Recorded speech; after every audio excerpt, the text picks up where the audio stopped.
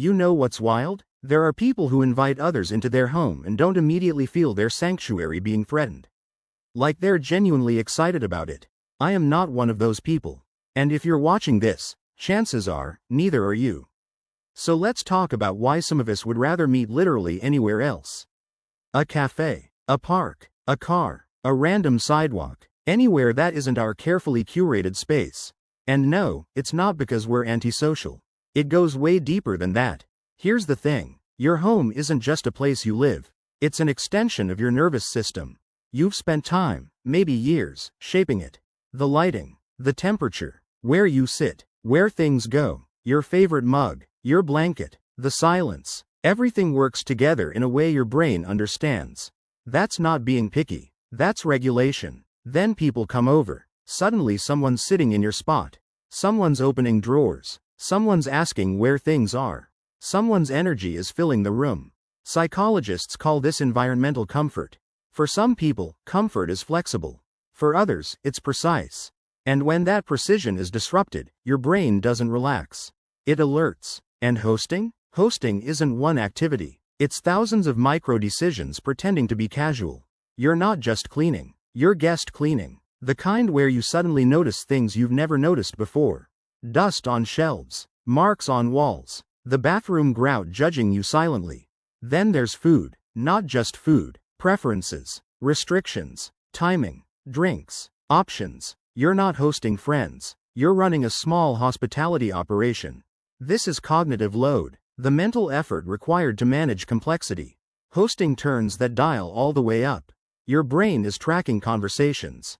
Social cues. Timing. Who's bored? Who needs something? When it's polite for people to leave.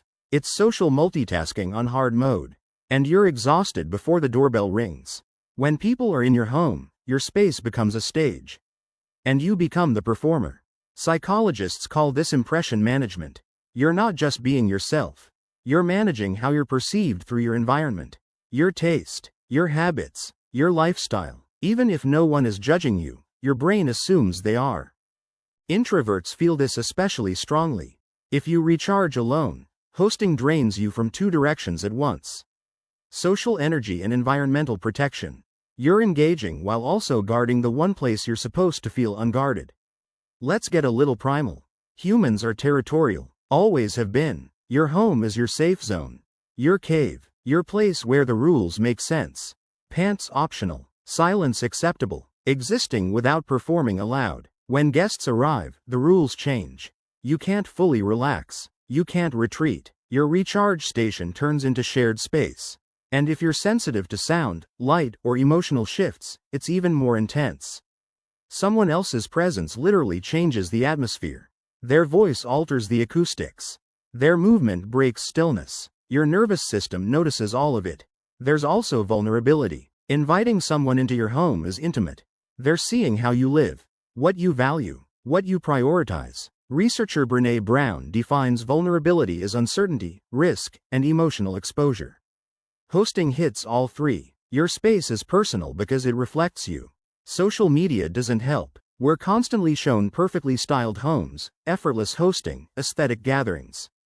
And suddenly having someone over feels like it requires planning, presentation, and emotional labor.